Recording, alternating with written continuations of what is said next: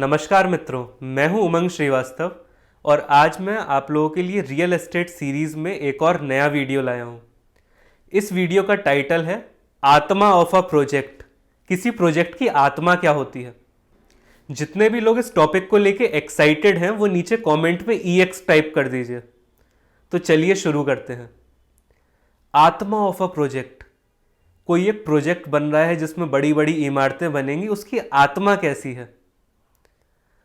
तो हम इसे सबसे पहले फिजियोलॉजिकल एस्पेक्ट पे लेके जाते हैं, फिर मैं धीरे धीरे रियल एस्टेट की तरफ आऊंगा। आपकी आत्मा कैसी है। आपकी उम्र धीरे धीरे बढ़ रही है, उसके साथ साथ आपकी आत्मा में क्या चेंज आ रहा है। क्या आप ग्रेसफुली एज कर रहे हैं या फिर आपकी आत्मा में कड़वाहट बढ़ती जा रही है आपकी बढ़ती उम्र के साथ। ये वाली चीज इंडिया में बहुत ज्यादा होती है। जो एल्डर जनरेशन है उन्हें यही नहीं पता कि ग्रेसफुली बूढ़ा कैसे होते हैं, ग्रेसफुली एज कैसे करते हैं। और वो चीज़ ना पता होने के कारण आप उनकी शक्ल से जज कर सकते हैं कि इस इंसान के जीवन में कितनी कड़वाहट है। वो चेहरे पे दिख जाती है, चेहरे की चमक चली जाती है, रौनक चली जाती है। तो अब ये वाली चीज़ रियल एस्टेट से कैसे रिलेटेड है, तो समझिए। जब भी कोई मल्टी स्टोरी प्रोजेक्ट या कोई घर भी बन रहा होता है, तो आप जब वहां पे जाके खड़े हो जाओगे, अपनी आंखें 2 मिनट बंद करोगे। अब ये मैं टेस्ट बता रहा हूं कि आपको चेक कैसे करना है कि उस प्रोजेक्ट की आत्मा कैसी है। 2 मिनट आपको जाके वहां पे आंख बंद करके खड़े होना है, एकदम शांति से, सुकून से। उसके बाद आपको अपनी आंखें खोलनी है और आसपास देखना है आपको कैसा महसूस हो रहा है। और ये काम केवल आपको नहीं करना है। अगर आप किसी बिल्डिंग की साइट को विजिट करने जा रहे हैं, अंडर कंस्ट्रक्शन वाली को, तो आप अकेले मत जाओ, साथ में किसी और को ले जाओ, प्रेफरेबली किसी फीमेल को ले जाओ, क्योंकि उनका इस मामले में सेंस बहुत अच्छा होता है, वो एनर्जीज फील कर लेती हैं। तो जब आप दोनों लोग ऐसा करोगे तो आपको समझ में आएगा कि इस प्रोजेक्ट में या जो काम यहाँ पे हो रहा है उससे आपको वाइब कैसी आ रही है। और वो वाइब ही आपको बताएगी कि आपको उसमें इन्वेस्ट करना है या नहीं करना। अगर आपको जब आप आंखें खोलते हो तब अच्छा लग रहा है, अच्छा महसूस हो रहा है, कुछ पॉजिटिविटी का ऑरा आपके पास आपको महसूस हो रहा है, और सेम फीलिंग जिसे आप लेके गए हो उसके साथ भी है, तो फिर आपको वहां पे बहुत ज़्यादा तहकीकात करने की ज़रूरत नहीं है, फालतू में कुरेदने की ज़रूरत नहीं है। वो चीज़ आपके लिए ठीक रहेगी। बट आपको कुछ अजीब सी फीलिंग आ रही है, आप उस फीलिंग को भले से बता ना पाओ कि एग्जैक्टली क्या हो रहा है, बट कुछ आपको अजीब सा लग रहा है, समथिंग इज नॉट राइट, ऐसी आपको फीलिंग आ रही है। मतलब कि उस प्रोजेक्ट की जो आत्मा है वो ठीक नहीं है। सेम चीज जैसे आप किसी से बात करते हो, तब आपको उससे बात करके कैसी फीलिंग आ रही है उससे आपको पता चल जाता है कि वो इंसान कैसा है। कुछ लोग होते हैं जो इस चीज को फेक करने में बहुत माहिर होते हैं, बट इन जनरल सारे लोग ऐसे नहीं होते। तो ये 100% तो टेस्ट नहीं है, इसके अलावा और भी अलग अलग मार्कर्स होते हैं जो मैं इस वाली सीरीज में कवर कर रहा हूं। बट एक काफ़ी बड़ा मार्कर ये होता है रियल एस्टेट डिसीजन मेकिंग में। तो अब आप में से बहुत सारे लोग बोलेंगे कि यार हमें तो ऐसा कुछ फील होता नहीं है, हमारी तो फीलिंग ही एकदम नम्ब है, हमें समझ में ही नहीं आता कि हमें कैसी फील आ रही है कैसी नहीं आ रही। तो इसके मैं आपको कुछ डेटा पॉइंट्स और दे देता हूं जिससे आपको ये वाली चीज़ बेहतर समझ में आएगी। तो इस केस में अब हम किसी अंडर कंस्ट्रक्शन घर का एग्जाम्पल लेते हैं। सपोज कोई एक घर है जो अंडर कंस्ट्रक्शन है, उसका स्ट्रक्चर बन के तैयार हो गया है, लेंटर वगैरह सब कुछ डल गया है, और अभी फ्लोरिंग का काम हो रहा है।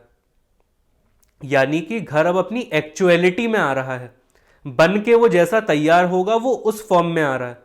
तो जब आप वहां पे जाओगे, जब आप साइट विजिट करोगे, तब आपको देखना है, जैसे यहां पे मैं घर के केस में आपको बताता हूं कि अब जैसे लेबर है, फ्लोरिंग का काम हो रहा है और उन्हें ऊपर वाली फ्लोर पे कुछ सामान लेके जाना है, रेलिंग्स लग गई होती हैं, वायरिंग हो रही होती है। तो उस टाइम पे क्वालिटी ऑफ वर्क कैसा है। अगर वायरिंग कर रहा है इलेक्ट्रीशियन, तो पूरे में तार क्या एकदम बिखरे से हैं, एकदम क्लटर्ड आपको महसूस हो रहा है, या फिर प्रॉपर उसमें उन्होंने उसे बांध के ठीक से उसकी वायरिंग करी है।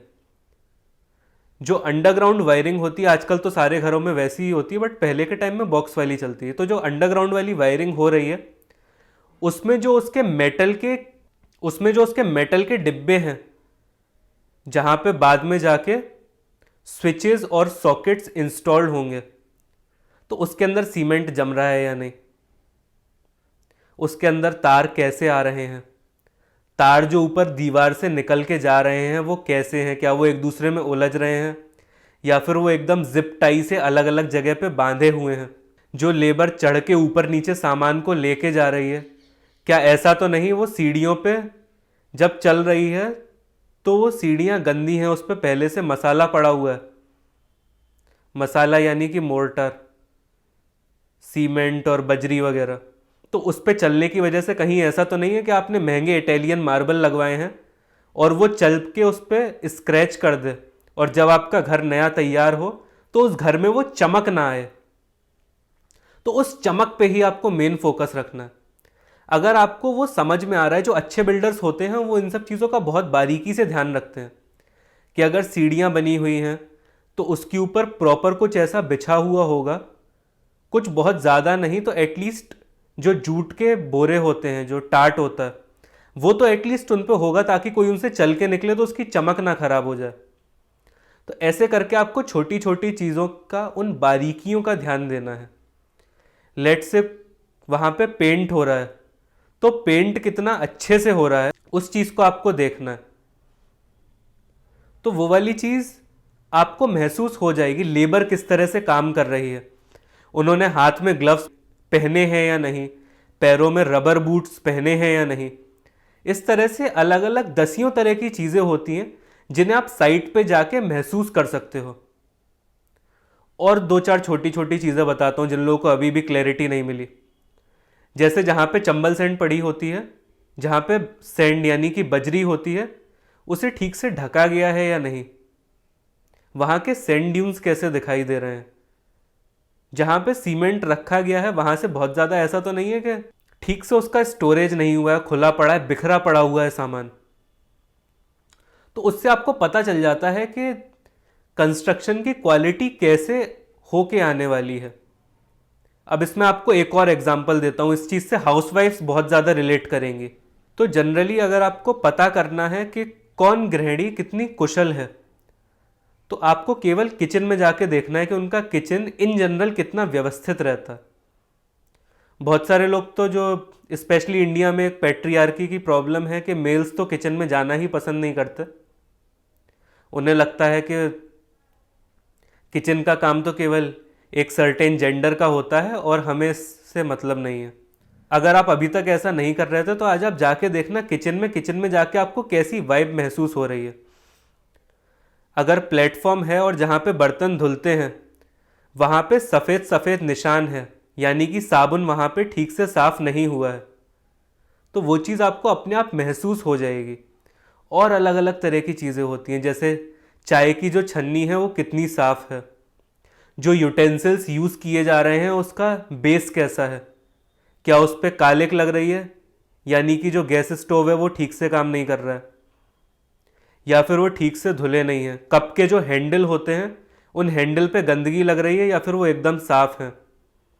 ऐसे करके जब आप बारीकी से देखते हो तो आपको समझ में आता है कि किसी हाउसवाइफ की या फिर जो भी उस किचन को ऑपरेट कर रहा है उसके ऑपरेशंस की क्वालिटी कैसी है। और अगर सारी चीजें एकदम फर्स्ट क्लास हैं तो जो वहां पे खाना बन रहा है या जो भी एक्टिविटी हो रही है उस चीज की भी हाई स्टैंडर्ड होने की सबसे ज्यादा प्रोबेबिलिटी है।